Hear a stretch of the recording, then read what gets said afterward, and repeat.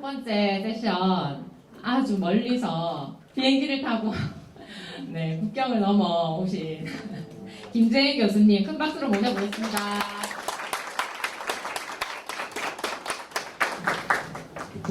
네, 안녕하세요.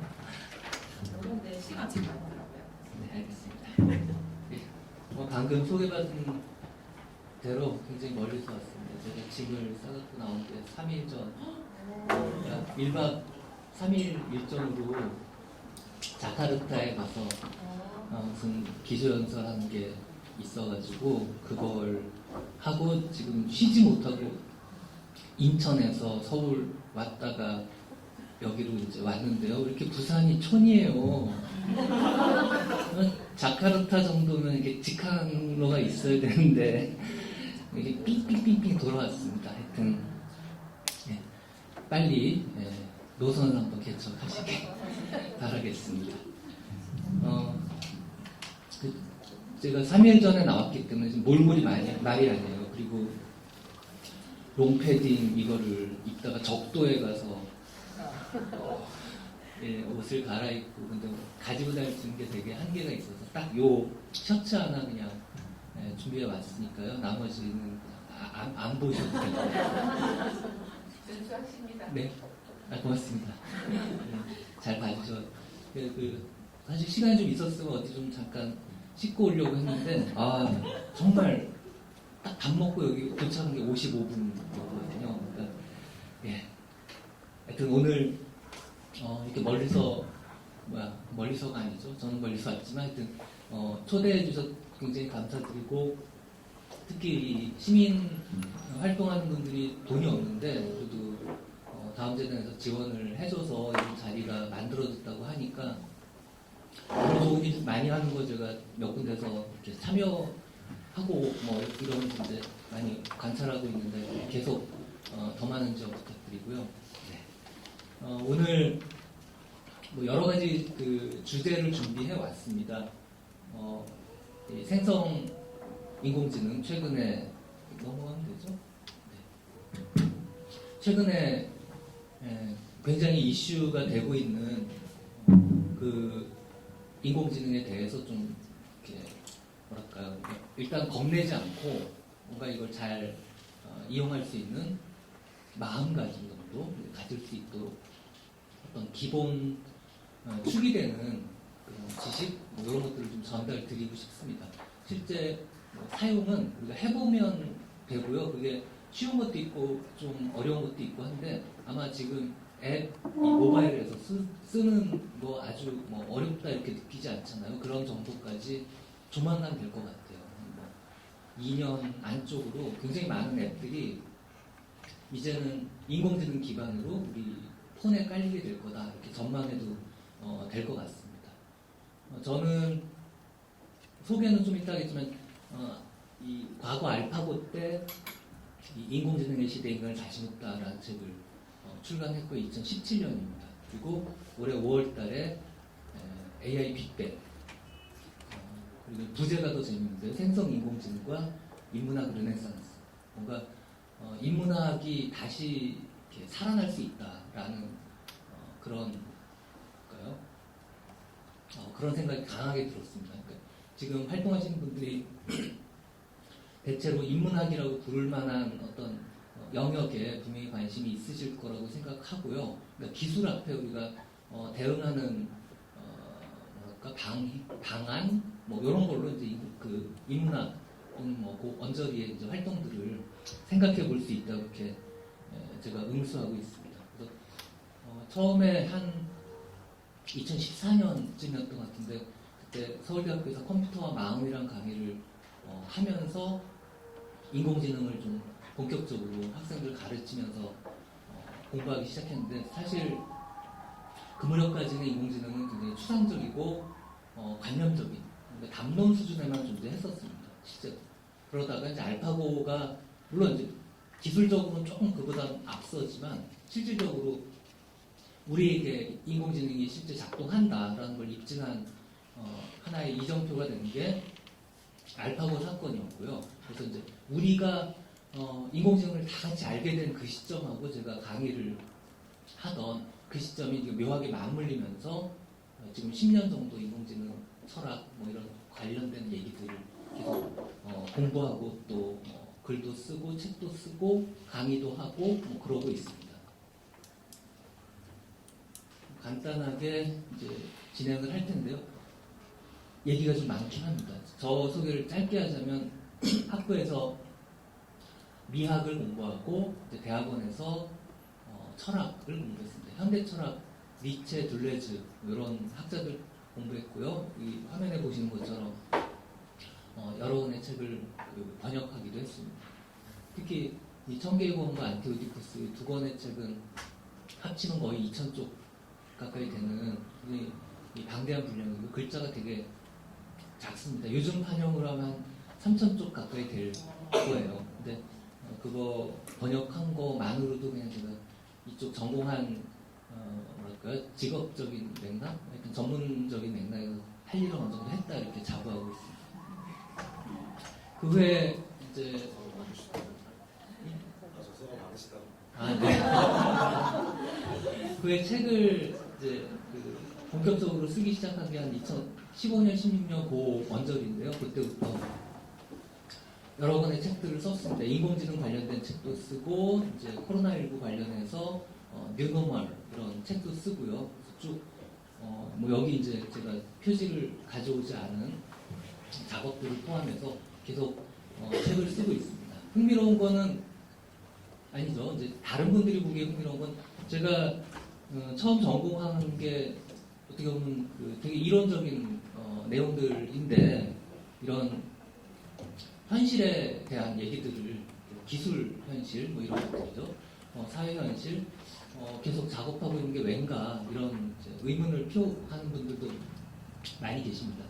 저로서는 우리가 공부하는 책들이 특히 인문학 이쪽 계열에 있는 분들은 텍스트 중심으로 이제 공부를 하곤 하는데 근데 그 책들이 만들어진 역사적인 맥락을 좀 항상 생각해야 한다라고 말씀을 드리곤 합니다. 왜냐하면 그 책들은 우리가 읽는 책들은 사실 그 사람, 그 철학자, 그 사상가가 당대에 마주했던 현실에 대한 고민에서 출발했거든요.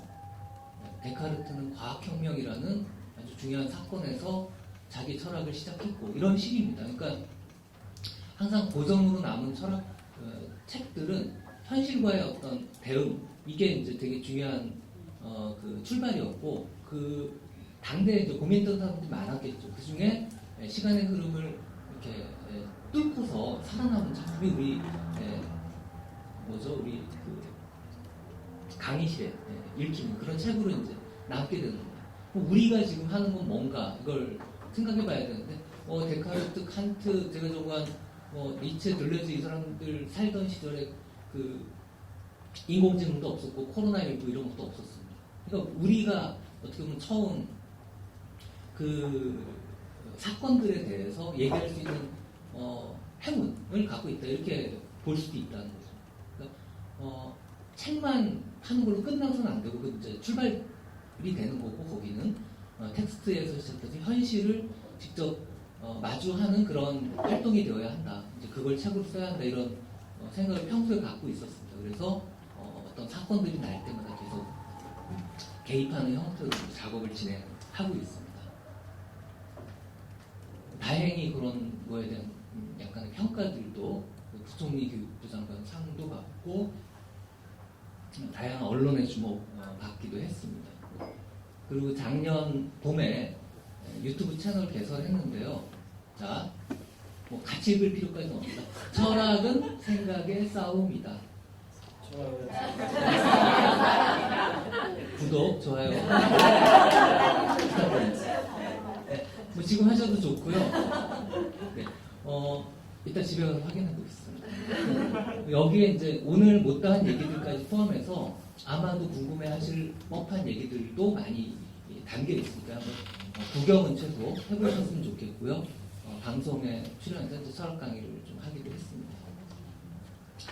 이 생성 인공지능이 왜 무섭냐면 이게 실제 무서운지 어떤지는 좀 더 따져봐야 되지만 무섭다고 느끼는 이유는 창작이라는 인간 마지막 보루 이거를 인공지능이 할 수 있다. 그렇게 얘기하기 때문에 그렇습니다.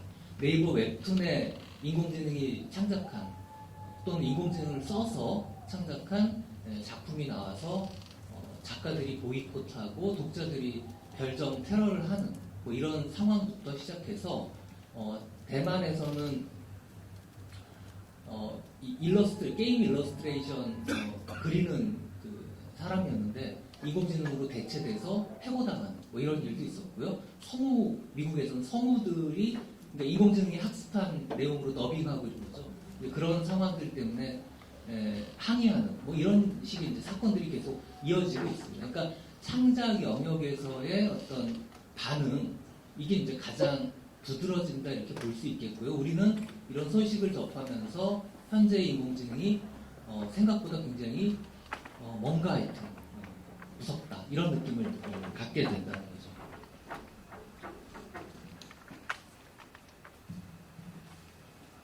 화면이 깨졌네요. 2004년에 개봉한 아이로봇이라는 영화가 있습니다.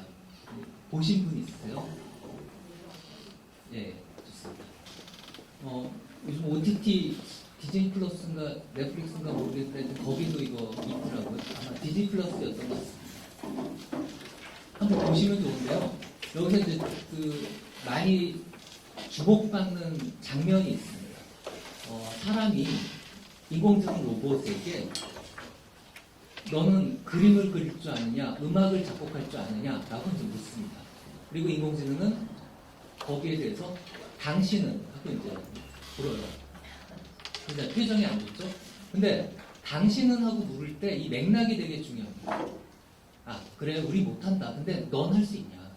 이 개인에게 묻는 거죠. 왜냐면, 베토벤이나 뭐, 고그나 이런 사람들이 분명히 이 작품들을 만들었잖아요. 그러니까 이 작품 창작하는 거는 인간 중에 누구는 되는데, 너는 못하지 않냐? 이 정도 수준에서 이 대화가 오갔습니다. 근데 지금 시점이 되고 나니까 상황이 좀 달라요. 이 문맥이 달라집니다. 자, 휴먼, 니네, 우리는 그린다. 근데 니네는 못 그리지 않냐. 이런 식으로 대화가 바뀌는 거죠. 왜냐면 어지간한 사람들은 잘 못해요. 글도 잘 못 쓰고, 그림도 잘 못 그리고, 코딩도 못하고, 그래요. 그러니까 한 80% 이상의 사람들이 여기에 못하는 쪽에 속하게 돼버린 거죠. 갑자기. 눈 떠보니까. 1년 전입니다. 11월 30일에 우리가 그걸 확인한 거죠. 챗GPT가 우리에게 준 충격의 성격이 그러합니다. 그래서 이게 되게 무섭게 다가오고 과연 이제 어떻게 이해해야 될지 예를 들면 그 삽화 같은 거 있잖아요. 우리가 웹 사이트 돌아다니다 보면 이제 가끔 중간에 하나씩 있는 거 아니면 뭐 본격적인 책은 아니더라도 잡지 같은 수준 정도에 이렇게 들어가는 한 컷짜리 그림들 이런 것들은 인공지능이 다 그려내거든요. 그게 꼭 무슨 굉장히 높은 품질의 어떤 결과물까지를 우리가 기대하지 않고 보고 있기 때문에 그렇습니다. 그러니까 과거에 한 1달러, 2달러, 2달러가 아니죠. 한 5달러에서 10달러 정도를 지불하면 그냥 갖다 쓸 수 있는 그런 정도 수준의 이미지는 이제 인공지능이 다 그려낼 수 있다. 여기 계신 분들도 몇 번만 연습하면 다 그릴 수 있다라는 게 이제 지금 상황에 되게 중요한 부분이 되겠습니다.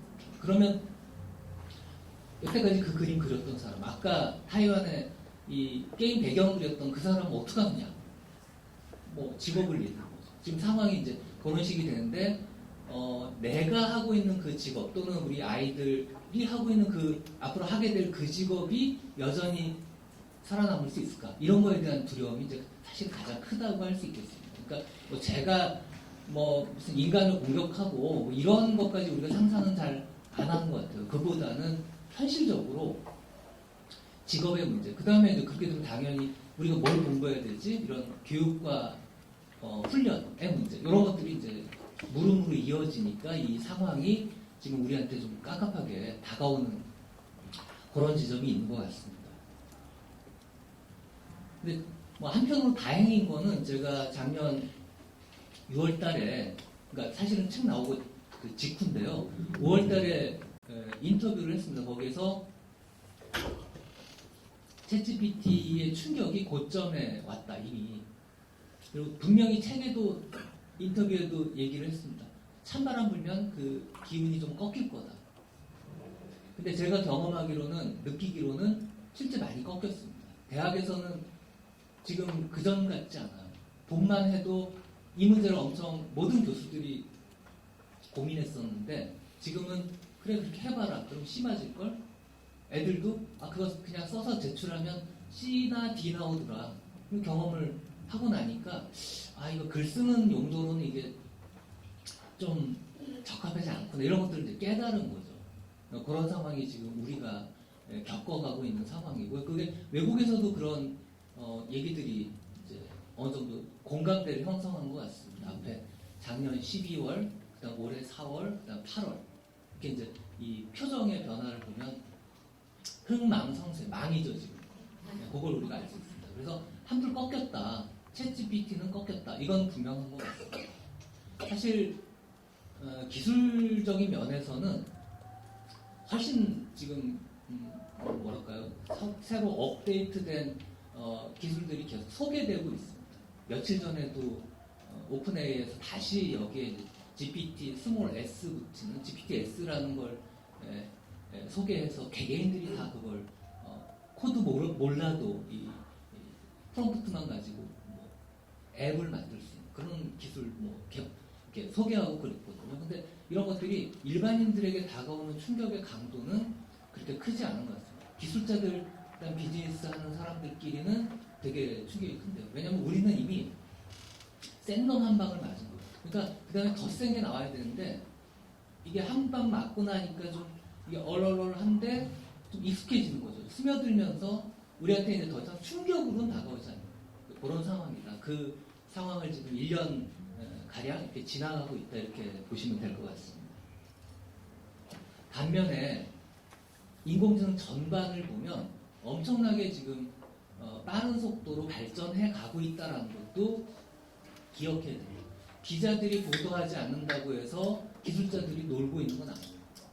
계속 발전하고 있고요. 아까 질문 중에 번역, 인공지능 번역 어떻게 활용할 거냐 그 말씀을 하셨는데 여기는 요게 이제 딥L 딥러닝 할 때 그 딥하고 L입니다. 랭귀지 딥L이라는 인공지능 번역기인데요. 제가 유료로 구독하고 있습니다. 저는 뭐 이유는 몇 가지가 있는데요. 번역 자체만 놓고 보면 제하고 네이버에서 만든 팝하고하고 구글 번역이 삐까삐까합니다. 그러니까 이렇게 어떤 건 얘가 더 잘하고 다른 건 제가 더 잘하고 그런 식으로 이제 셋이 경합을 벌이고 있고요. 물론 챗GPT도 좀 번역을 해주긴 합니다. 나름 이제 구글에서 만든 그 마드하고 이제 묶을 수는 있는데요. 그러니까 구글 번역하고 같이 구글 번역은 번역이고 이제 챗GPT는 거기에 이제 플러스 하나 정도로 이제 추가될 수 있는데 아무튼 이 번역기 중에 저 디벨을 제가 그래도 제일 이제 많이 쓰고 있고 특히 저걸 이제 그 앱을 설치하시면 그 PC에다가 설치하시면 이렇게 오른쪽 마우스를 클릭하면 저게 활성화되게끔 그러니까 이렇게 문장을 긁어서 오른쪽 마우스를 클릭하면 디벨이 딱 같이 연동이 돼요.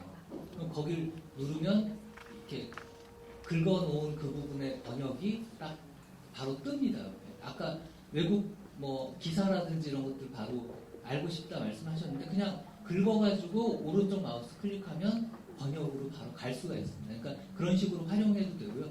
디벨도 그렇고 팝하고도 그렇고 구글 번역도 그렇고 최근에는 PDF나 DOC 형태의 문서를 올리면 그리고 PPT나 엑셀 이런 것도 마찬가지예요.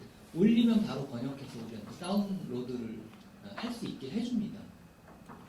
그러니까 그 품질은 일반 언론 기사라든지 과학, 교양과학 이런 것들은 상당히 잘하고요. 이제 사회과학, 철학 이렇게 갈수록 좀 어려움을 보입니다. 그러니까 이게 이제 분야마다 난이도가 좀 다르다는 얘기죠. 그러니까 그러니까 일상적인 수준에서는 한 뭐 95% 정도 그냥 우리가 전체 윤곽을 잡기 위해서는 그냥 써도 크게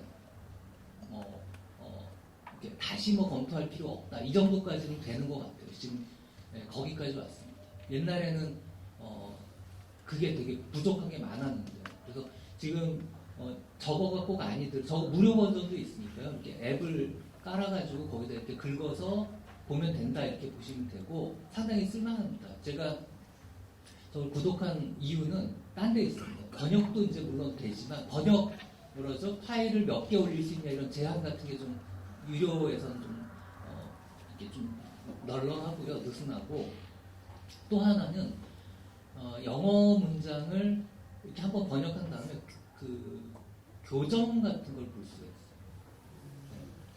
이제 추천을 해줍니다. 이제 제가 이제 가령 한 문단을 한글로 적어서 번역을 올리고, 그러니까 올려서 번역을 요청하고 그렇게 나온 번역을 다시 이제 하나씩 교정할 수 있게끔 하는 라이팅 기능이 있는 건데요. 그게 이제 되게 좋은 거는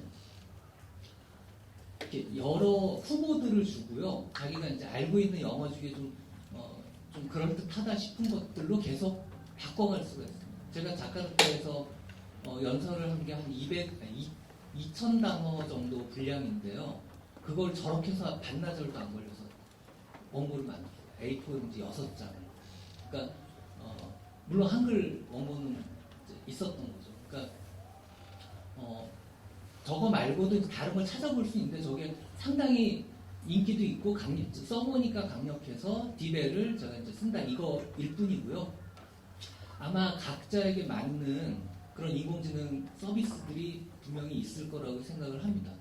그래서 그걸 좀 그때그때 잘 찾아보는 게 제일 중요한데 아마 이렇게 이제 활동하시니까 공유해서 이런 게 쓸만하다라는 걸 함께 목록을 만들고 뭐 그런 식으로 이제 접근하면 어떨까 하는 그런 생각입니다.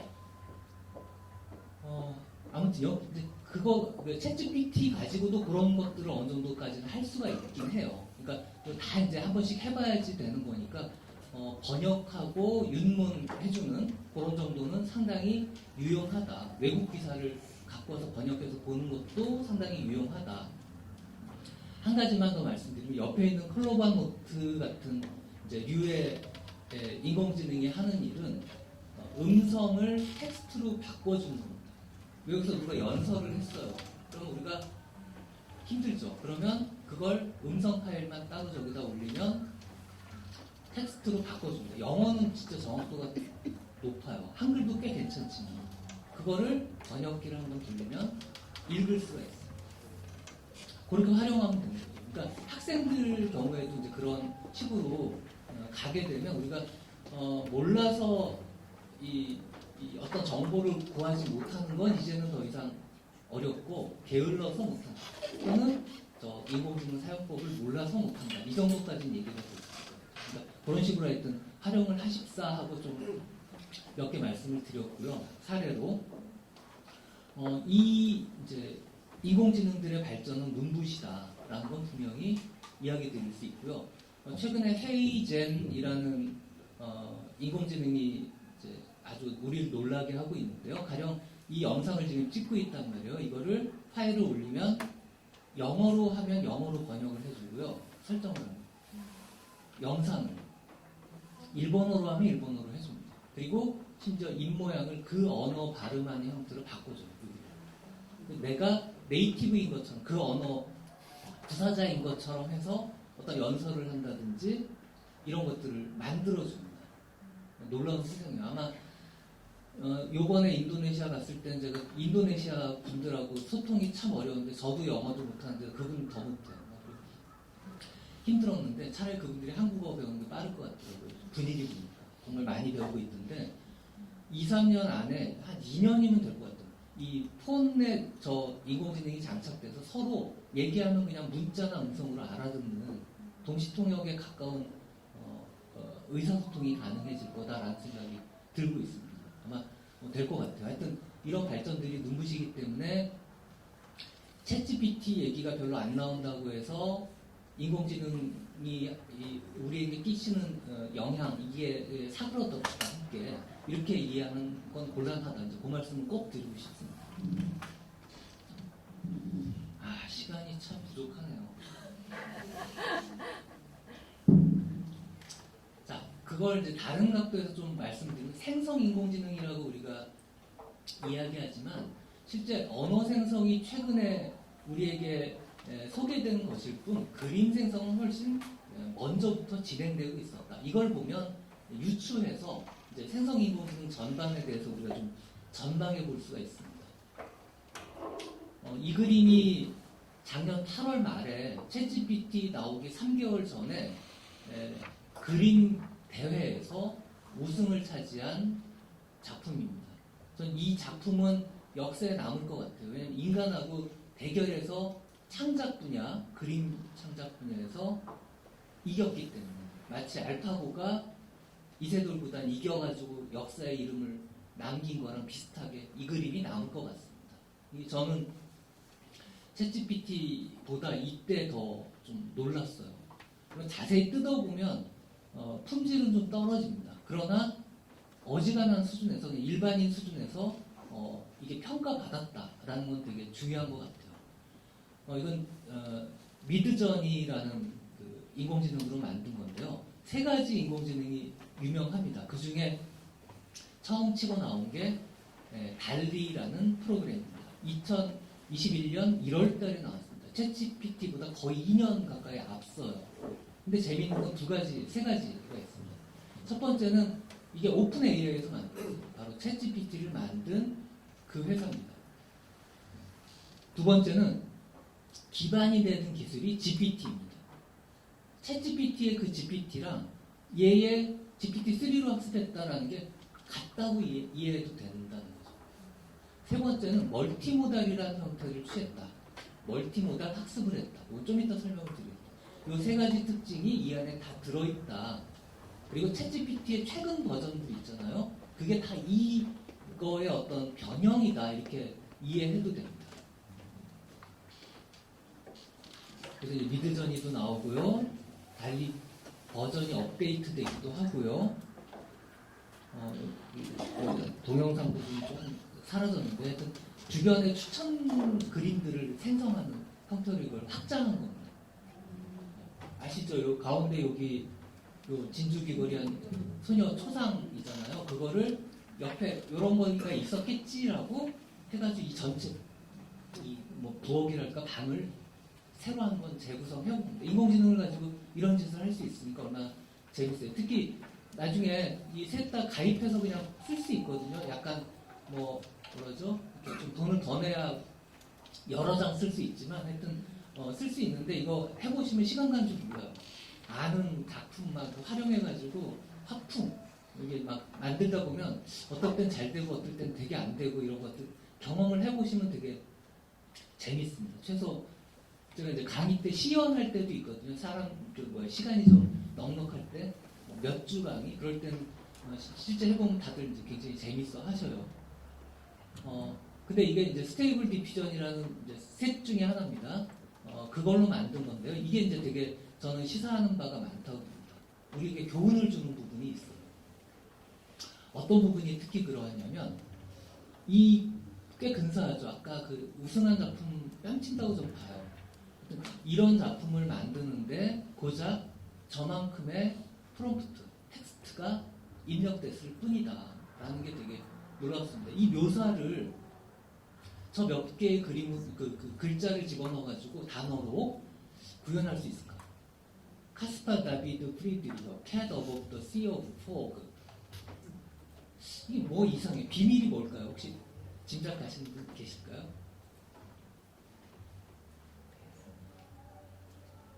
자, 사실은 원작이 있습니다. 저 그림은 조금 익숙하실 수 있어요. 저 그린 화가가 카스파 다비 프리드리히고 독일의 낭만주의 작가입니다. 근데 그 제목을 보면 독일어를 영어로 바꿨겠죠. 원더러가 되겠습니다. 방랑주, 나그네. 그러니까 그 자리에 고양이를 집어넣은 거예요. 그랬더니 이게 나올 수 있었어요. 저는 이게 그래서 우리한테 어떤 교훈을 주냐면 이 작품을 그리기 위해서 저 앞에 화가와 작품을 아는 것이 굉장히 중요하다. 만약에 몰랐으면 저 아주 적은 프롬프트로 얘를 만드는 건 안 됐을 겁니다. 자, 그러니까 그림을 잘 그리려면 미술사, 화가와 그림, 작품에 대해서 많이 알아야 된다. 많이 알수록 더 사실은 자유자재로 그려낼 수 있다. 이게 우리에게 주는 교훈입니다. 우리가 프롬프트 얘기할 때 질문을 잘해야 한다, 프롬프트를 잘 넣어야 한다, 이런 얘기 많이 듣는데 도대체 뭐가 잘 이 프롬프트를 넣는다는 뜻인지, 질문을 잘한다는 게 무슨 뜻인지 이 얘기를 하는 사람들은 별로 없어요. 근데 답은 하나입니다. 더 많이 그 원하는 영역의 전문 지식과 전문성을 길러야 한다. 즉, 더 많이 공부해야 한다가 핵심입니다. 그러니까 전통적인 공부의 어떤 부분이죠. 암기라고 봐도 상관이 없어요. 더 많이 알고 있어야 원하는 거에 더 정교하게 생성해낼 수 있다. 모르면 이것도 못한다는 거죠. 이게 되게 흥미로운 지점입니다. 인공지능이 다 만들어줄 줄 알았더니 그게 아니라 내가 더 많이 알아야 하는 상황이 됩니다. 학생들 진짜 이 얘기 들으면 되게 싫어하죠. 기대한 건 그게 아니잖아요. 제가 막 레포트도 다 써주고 그럴 거라고 기대했는데 그게 아니라는 거예요. 이게 생성 인공지능이 갖고 있는 아주 중요한 부분이라고 생각해요. 그래서 프롬프트를 잘 적는다, 많이 공부한다. 질문을 잘한다, 많이 한다. 그래야 정교하게 우리가 질문할 수도 있고 틀린 걸 알아낼 수도 있는 거예요. 그런 지점들이 굉장히 소중하다라는 거고요. 그림으로 보니까 우리가 바로 이해가 됩니다. 자, 그 다음 단계로 가겠습니다. 이제는 시간이 부족하지만 아주 빠른 속도로 이 챗GPT의 원리를 봐야 될 것 같아요. 그래야지 이 매번 출현하는 변동하는 기술들 여기에 휘둘리지 않을 수가 있습니다. 우리가 나무만 보다 보면 이 큰 그림, 이 숲이라고 하는 그림을 놓치게 되는데 이제 그러지 않기 위해서 꼭 필요한 게 원리를 좀 이해하는 겁니다. 이해할 만큼만 제가 말씀을 드리겠습니다. 최근에 생성인공지능은 두 부류로 구분할 수 있습니다. 언어 생성과 비언어 생성. 근데 이게 이상하잖아요. 왜 비언어라고 하지? 그림을 축으로 놓으면 안 되나? 언어가 축이 되기 때문에 그렇습니다. 언어가 축이 되는 기반 기술이고 나머지는 파생 기술이다. 거기에 이렇게 붙인 거예요. 그렇게 붙이는 방식을 멀티모달이라고 합니다. 좀 이따 더 말씀을 드릴게요. 그래서 언어 생성이라는 게 지금 핵심에 있구나. 그리고 그게 사실은 GPT입니다. 이런 건 제가 좀 시간이 되면 더 말씀드리겠지만 거기까지 힘들고요. 이 챗GPT의 의미는 챗은 채팅 형태로 우리가 이용한다는 뜻입니다. 별거 아니죠? GPT가 핵심이에요. 그럼 GPT는 뭐냐? 영어로 보면 Generative Trained Transformer 이렇게 돼 있는데 막 어려운 말이에요. Generative는 생성한다는 뜻이고요. 끝에 있는 Transformer는 변형한다, 바꾼다는 겁니다. 그러니까 뭔가를 바꾸면서 생성하는 거예요. 있는 그대로를 가져오는 게 아닙니다. 가져오면 카피죠.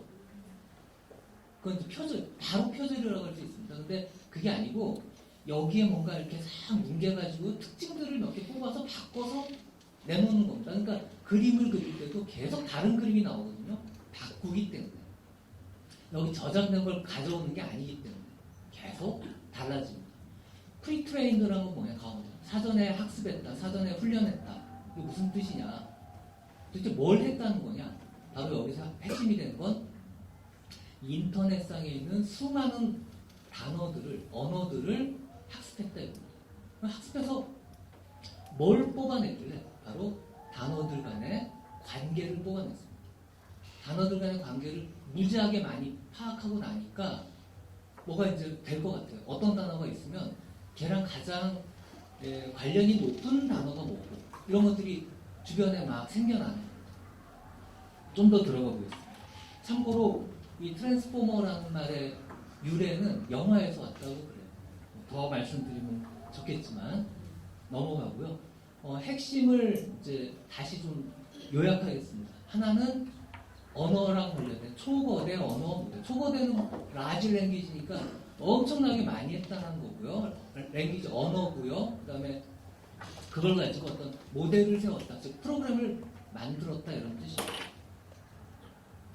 방금 말씀드린 것처럼 언어 간의 관계를 파악했는데 단어들 그거를 좀 이제 편하게 말하면 흔히 많이 듣는 용어일 텐데요. 그걸 매개 변수, 패러미터라고 합니다. 그 패러미터를 많이 파악했다라는 거는 가령 GPT-3는 1750억 개의 패러미터를 갖고 있대요. 그 얘기는 막 분석을 해가지고 관계를 1750억 개의 관계를 찾아내는 겁니다.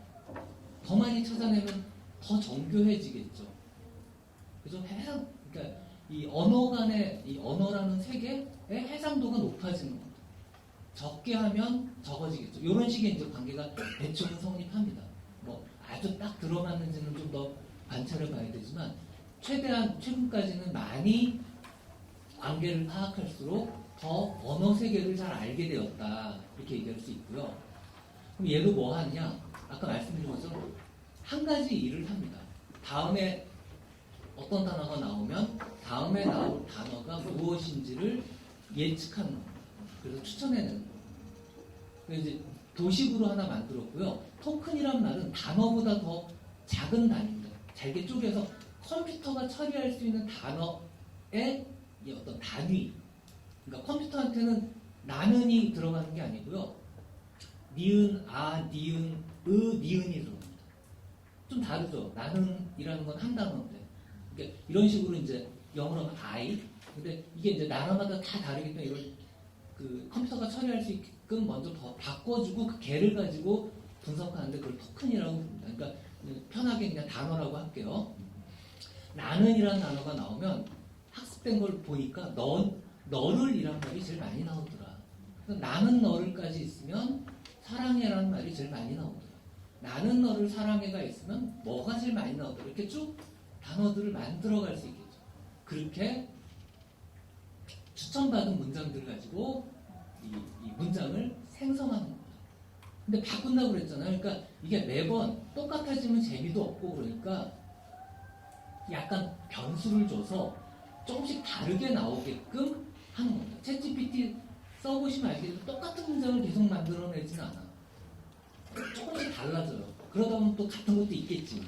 네, 그런 것들이 이제 원리가 그렇기 때문에 그렇습니다.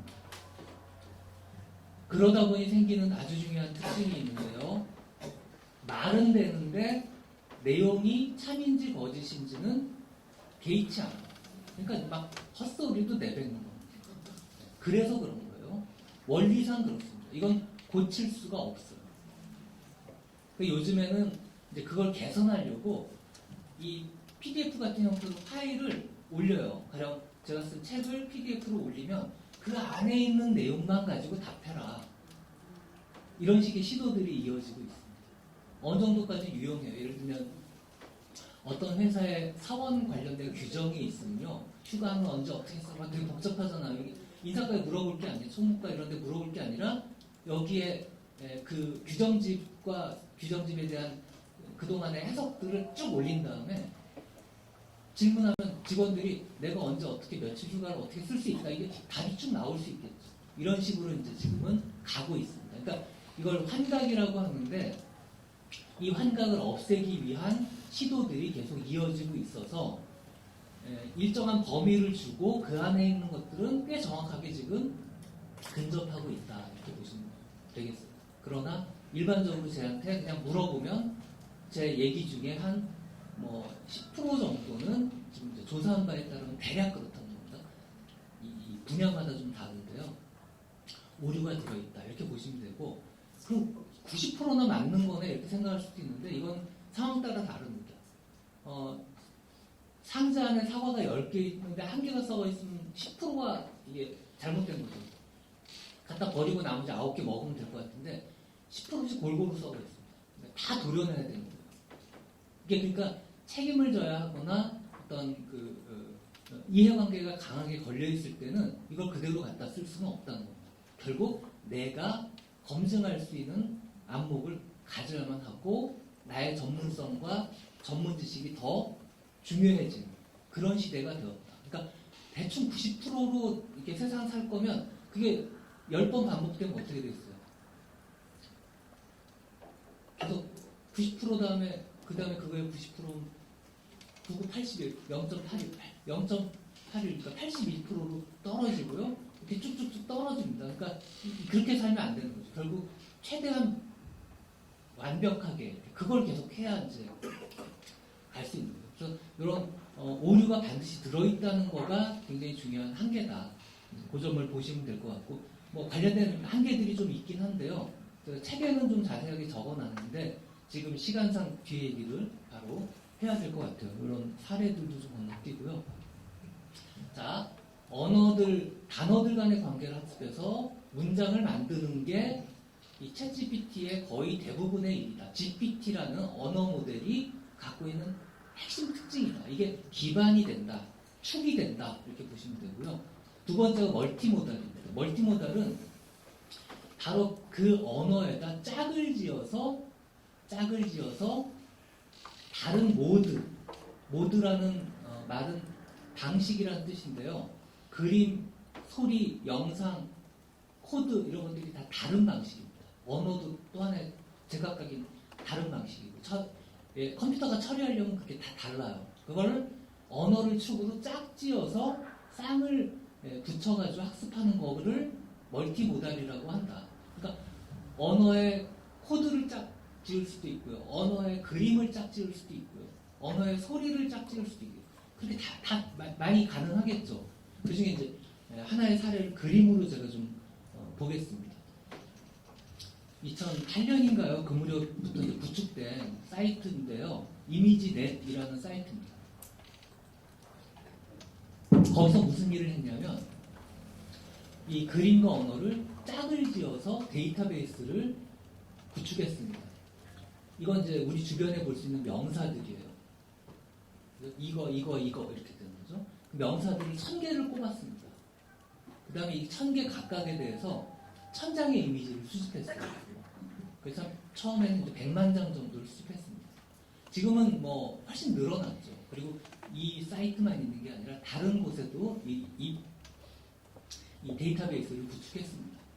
이렇게 이제 어떤 앞에 보신 게 그래서 그렇게 구축된 하나하나들입니다.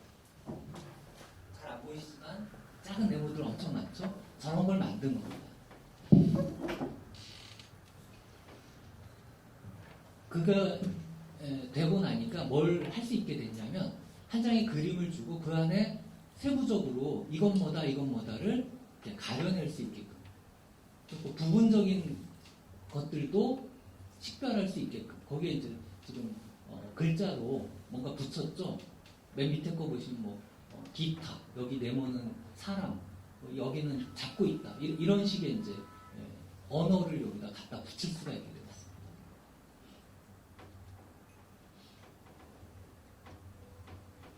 그걸 하고 나니까 뭐가 됐냐면요. 이 영상이 안 나오는데 원래 영상이 가면 좋은데 저기 보시는 위치대로 이제 커서로 움직여요. 그 옆에 글자가 생성됩니다. 자, 지금 이게 대응하는 거거든요. 색깔별로. 뭐냐면 요 지점의 그림이 뭐다. 요 지점의 그림이 뭐다를 순서대로 이 커서로 움직임과 동시에 옆에 이제 갖다 붙여주는 겁니다. 가능하겠죠? 왜냐면 우리가 데이터베이스가 있고 이 부분이 뭐고 이걸 다 학습했으니까. 물론 그것만 갖고는 안 되고 뭐 색깔이라든지 이 관계, 뭐 위쪽, 오른쪽, 아래쪽, 뭐 왼쪽 이런 것들 있잖아요. 그런 것들까지 학습해서 요게 이제 가능해졌습니다. 자, 그러면 거꾸로는 안 될까요? 단어를 쓰면 그림을 그리는 거. 자, 그림 생성 인공지능이 그렇게 만들어집니다. 이해되시죠? 그러니까 이 그림 생성을 어떻게 글자를 몇 개 넣어가지고 만드냐 이렇게 처음엔 기적같이 보였는데 그런 마술이 아니라 완전한 과학인 거죠. 그럼 이거 할 수 있다고 해서 거기에 우리가 뭐 두려움을 갖거나 그럴 필요는 전혀 없게 되는 거죠. 그래서 이런 식으로 이제 코드는 시간 없지만 하여튼 코드는 시간 지나면 코드 짠 사람이 몰라요. 이 코드가 뭘 수행하는지 잘 몰라요 진짜. 그래서 요거를 옆에다 주석을 달아요. 언어로. 이건 뭐 어떤 기능을 수행하는 거다. 이걸 무지하게 많이 학습해요.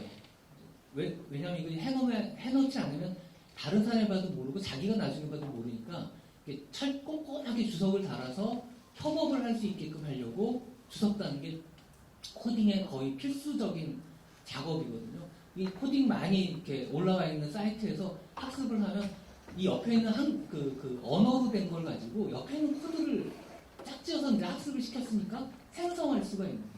얘가 코드 짠다라는 게 별게 아니고 그런 것들을 가지고 이제 코드를 짜는 건데 문제는 잘못 짠 코드도 거기 되게 많이 올라요. 그런 것들이 같이 섞이면 작동을 안 합니다. 이런 문제들이 있어요. 하여튼 이런 것들이 다 가능해지는 게 멀티모달이라는 형태로 학습했기 때문이다. 중심축은 언어다. 이렇게 보시면 이제 이 큰 원리는 이해가 갈 수 있다고 봅니다. 인공 일반지능은 그냥 건너뛰어야 될 것 같아요. 그냥 이 챗GPT가 다 하니까 인간 같은 인공지능이 출현한 거 아니냐 이런 얘기들이 오가는데 사실은 맥가과 칼이 되게 많은 걸 오가면서 하지만 도구에 불과한 것처럼 즉 저 사람이 있어야만 작동하는 것처럼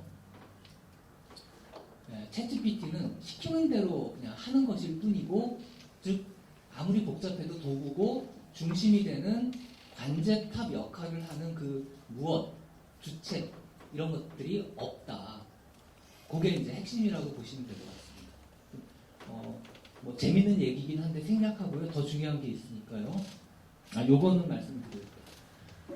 인간과의 가장 중요한 차이점은 인공지능은 그 수행 기준이 요 바깥에 있게 설계되어 있습니다. 지금 현존하는 모든 인공지능이 그래요. 그게 이 교과서에 나온 얘기거든요. 그래서 교과서를 보면 기준이 밖에 있다. 즉 이럴 땐 이렇게 하고 저럴 땐 저렇게 해라가 바깥에 있다. 이렇게 돼 있기 때문에 사람이 시키는 것만 하는 형태로 지금 짜여 있다. 그에 반해서 동물을 포함한 인간은 그 기준이 내장되어 있다. 37, 8억 년 되는 오랜 시간 동안 거스르지 않고 왔기 때문에 지금의 우리가 있다. 이렇게 보시면 돼요. 그 기준이 내장돼 있고 가장 단순한 것들입니다. 배고픈 건 피해야 되고 음식은 먹어야 되고 우리 괴롭히고 불쾌한 건 피해야 되고 즐겁고 그런 건 추구해야 되고 이런 것들이 있죠. 그런 아주 단순하지만 기준이 내장돼 있기 때문에 우리 이 생명의 세계가 지금 이렇게 다채롭게 펼쳐 있는 거지 밖에서 이렇게 저렇게 누가 짜는 형태로 넌 어떻게 해라 어떻게 해라 어떻게 해라 이렇게 되어 있는 게 아니다. 이게 되게 중요한 차이점이다까지 이야기 드릴 수 있을 것 같아요. 자, 이제 어떤 역량을 갖춰야 될까? 이게 이제 또 궁금하실 것 같아요. 요걸 위해서 앞에 걸 좀 생략한 건데요. 2월 달에 노엄 촘스키 교수가 챗GPT의 등장을 보고 하이테크 표절이다 이렇게 규정을 했고요. 그 바람에 사실상 우리의 모든 담론이 표절 문제로 갔습니다. 그러니까 애들 시험 볼 때 저걸 쓰게 하느냐 말아야 하느냐, 교육과정에서 저걸 활용해도 되느냐 안 되느냐 막 이런 논쟁을 봄 내내 했습니다. 지금 어느 정도 뭐 써봤자 C다 점 이렇게 이제 결론이 난 것 같아요. 그러니까 뭐 쓰게 하는 것까지는 오케이 지금 상태가 그런 것 같습니다. 근데 저는 그 방향으로 가는 게 좀 잘못됐다 이렇게 생각을 합니다. 특히 이런 새로운 글쓰기 도구가 나올 때 글쓰기의 본질이 무엇이고 또 글쓰기 교육을 왜 하는가, 우리가 글쓰기를 통해서 익힐 수 있는 역량이 무엇인가 이런 고민들로 갔어야 한다고 봅니다. 과연 글쓰기를 통해서 우리가 노리는 게 뭐지? 저는 거기에 대해서 이제 생각의 근력을 키우는 훈련 과정이다 이렇게 보고 싶습니다. 생각하는 힘을 길러주는 거예요. 이렇게 운동을 하면 근육에 힘이 생기는 것처럼 이 뭔가 글쓰기 그리고 읽기 이런 걸 통해서 생각하는 힘을 기르는 게 중요하고 그러면 이제 뭐 그 사람이 그냥 성장해서 사회에 꼭 사회에 나간다는 표현 뭐하지만 배우기 전과 배운 후에 차이가 나는 거죠. 그럼 글쓰기를 예를 들어서 한번 비유해보고 싶은데요. 저는 글쓰기가 어떤 아이디어를 구현하는 과정이라고 생각합니다. 조금 막연하게 아이디어가 처음에 떠올라요. 자기도 막연하고 남에게도 막연하니까 이걸 좀 더 또렷한 모습으로 만들기 위해서 우선 관련된 자료를 수집합니다. 그럼 그걸 가공하고 종합하고 하는 과정을 거쳐요. 마지막으로는 그걸 잘 표현합니다. 네, 이 과정을 계속 훈련하는 게 글쓰기라는 거예요. 뭔가 음식이 먹고 싶어요. 식재료를 모읍니다. 조리를 해요. 온도, 물, 분량 이런 거 다 조절해가지고 상차림까지 해놓습니다. 이 과정하고 똑같아요. 잘 보면. 근데 우리가 하는 일의 대부분은 그 과정을 그대로 가져가요. 아이디어가 있고 뭔가 자료를 관련된 걸 수집하고 그걸 잘 종합해서 잘 표현하는 것까지의 과정. 그러니까 결국 글쓰기 능력이 뛰어나다라는 거는 이 생각하는 힘이 길러져 있다라는 뜻이고 어디다 갖다 놔도 그게 회사건 학교건 어디건 갖다 놔도 해당 업무를 잘 수행할 수 있다라는 뜻이기도 하다는 거죠. 그러니까 이거는 보편적으로 우리가 다 같이 갖춰야 할 그런 종류의 능력이다라는 거죠. 그리고 게다가 이제 이 새로운 테크놀로지가 등장했습니다. 얘를 가지고 어떻게 그 능력을 더 키울 거냐 이걸 고민했어야 한다라고 생각을 합니다. 우리가 한 1년 가까이 좀 사회적인 논의를 허비한 측면이 있죠. 이 문제랑 관련해서 제가 고민을 책 쓴 후에도 계속 하고 있고요. 자카르타에서도 이 주제를 강의했는데요. 이제 인문학이 등장합니다.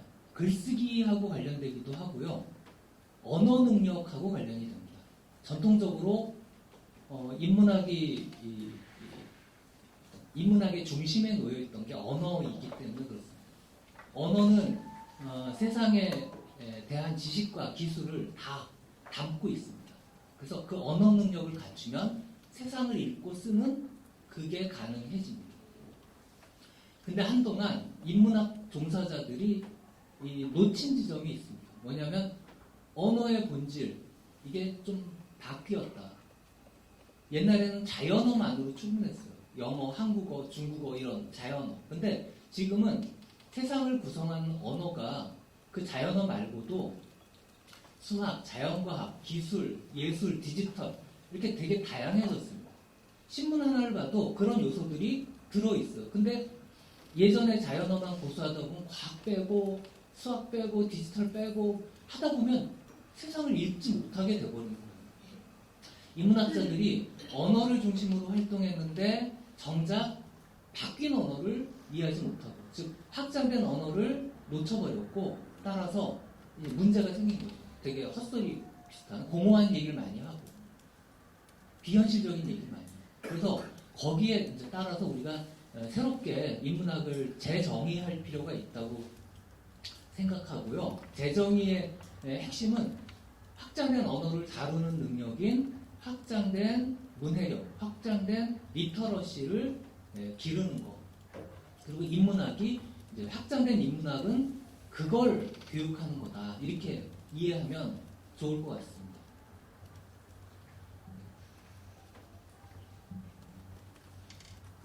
그리고 이제 아까 말씀드렸던 쓰기라는 것도 이 확장된 언어를 쓸 수 있는 것까지 가야 된다고 저는 생각해요. 근데 누구나 다 잘할 수 있는 건 아닙니다.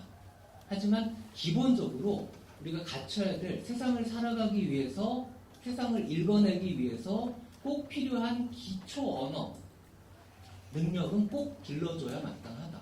지금처럼 수포자와 언어구사 능력 떨어진 애들을 갈라치기 해서 우리가 넌 이것만 해도 돼, 넌 저것만 해도 돼 라고 하는 식으로 미래 세대에게 대하는 건 되게 무책임한 거다. 기성세대가. 그렇게 생각을 합니다. 그래서 앞으로 이제 어떤 게 기본에 해당하는 그 핵심 공통 역량, 공통 핵심 역량인지 이걸 잘 좀 가려낼 필요가 있다고 봅니다. 이걸 이제 잘 우리가 교육하게 되면 두 가지를 우리가 기대해 볼 수 있는데요. 첫 번째는 재교육을 할 때 되게 수월해집니다. 물론 교육에도 필요해요. 말하자면 전문 교육 단계로 들어가면 저런 능력을 갖고 있는 사람과 아닌 사람 사이에 차이가 날 수밖에 없다고 보거든요. 그래서 이제 교육 단계에도 필요한데 그건 이제 20대 초반이죠. 근데 이제 나이 들어서 재교육이 꼭 필요할 때 직장을 바꾸는 게 대표적이고, 근데 우리가 100세 시대에 직장은 필연적으로 바꿀 수밖에 없어요. 그때 다른 영역에 자기가 가서 뭔가를 할 때 그동안 못 배우거든요. 그 새로운 업무 영역을. 왜냐면 난 수학을 몰라. 이런 식의 이제 이유 때문에 그래요. 따라서 그게 없어지면 재교육이 수월해진다. 특히 초반에 말씀드린 것처럼 인공지능이 특정 직업을 없애버리는 이런 일들이 빈번하게 생기고, 사실 인공지능 말고도 다른 기술들도 그런 식으로 이제 가는 경우가 많은데, 이런 과도기 또는 이행기에 재교육을 위해서 기초가 되는 능력을 갖추고 있는 게 꼭 필요하다. 마치 어렸을 때 악기를 배우면 한동안 안 하다가도 나중에 필요할 때 다시 그게 금방 되살아나듯이 어렸을 때 갖춰야 한다라는 게 첫 번째 우리가 기대할 수 있는 부분이고요. 두 번째는 오늘날 가장 필요한 작업 형태인 융합 협업이 가능해집니다. 융합은 그동안 다 실패해왔어요. 거의. 실패한 이유는 융합은 본래 전문가가 만나서 서로 다른 분야 전문가가 만나서 협업을 할 때 뭔가 기대할 수 있는 결과가 나오는 법인데, 문제는 다른 분야의 전문가들은 서로 말이 안 통해요. 너무 잘 아시죠? 그래서 이 말이 안 통하는 이유는 너무 어렸을 때 갈라졌기 때문에 그래요.